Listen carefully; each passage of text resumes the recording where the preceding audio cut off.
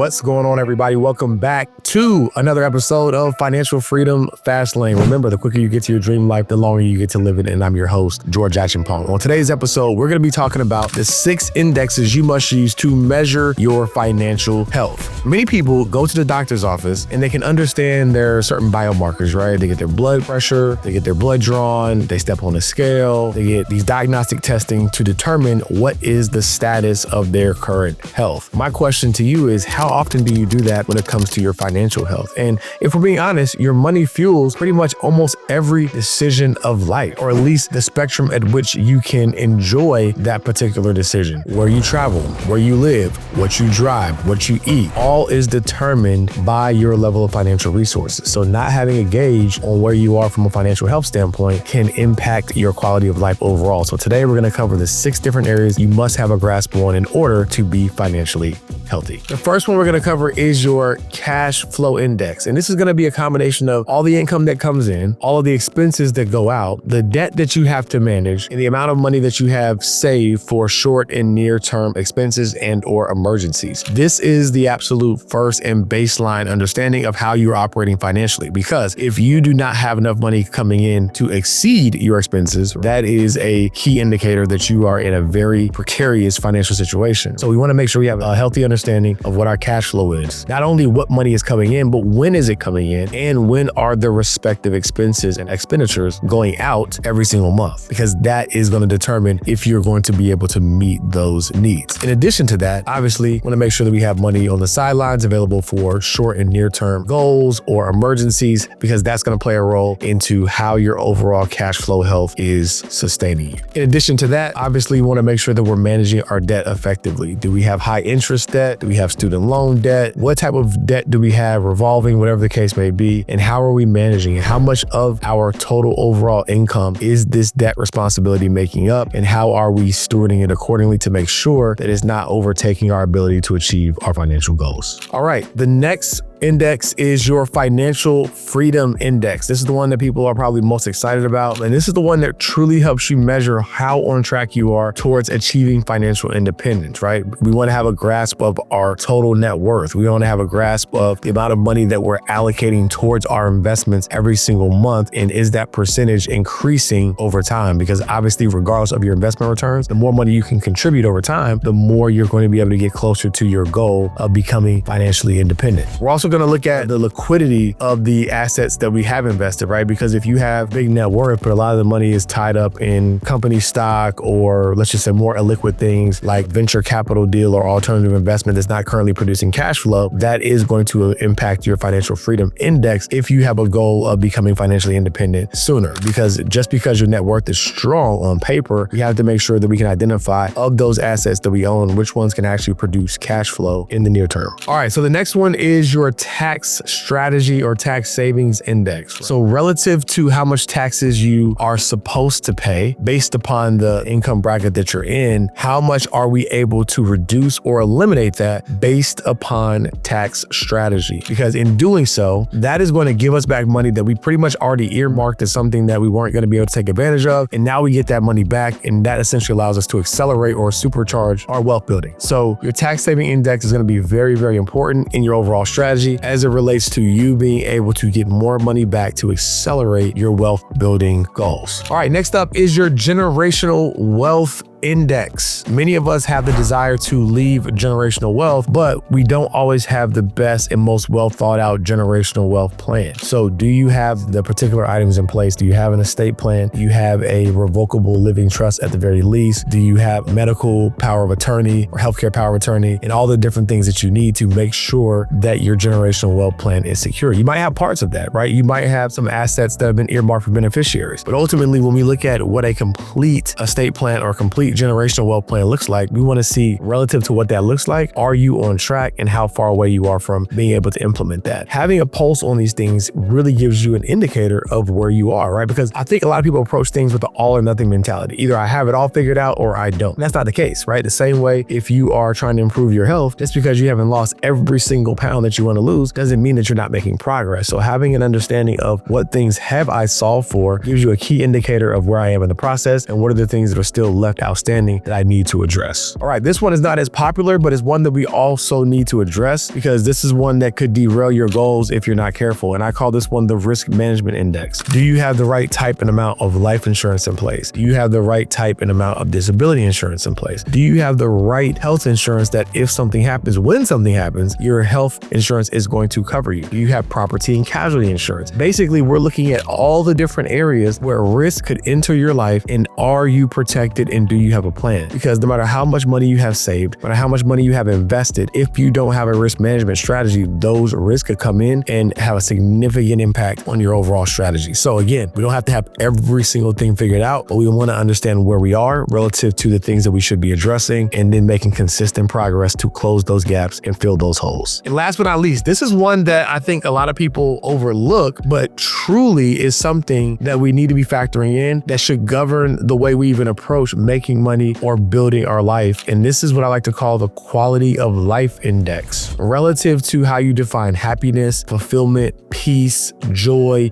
ease. When you think about that, how in alignment are you with your current lifestyle? And oftentimes what you might find is some of the ambition, some of the things you're chasing might have you making more money, but might be taking you out of further alignment for the things that actually bring you joy and peace. But the only way to know that is to define it. So what are the things that you want to do more of? Do you want to do more hiking? Do you want to explore more hobbies? Do you want to golf more? Do you want to paint? Do you want to, learn a new skill? And if you're making all the money in the world, but you constantly find that you're not able to address things like this, that means that your quality of life index is taking a hit. And so then we might need to reimagine how we are building our life so that we can improve our quality of life index. Because what is the point of building wealth, making lots of money, only to feel like you're a slave to the money that you build?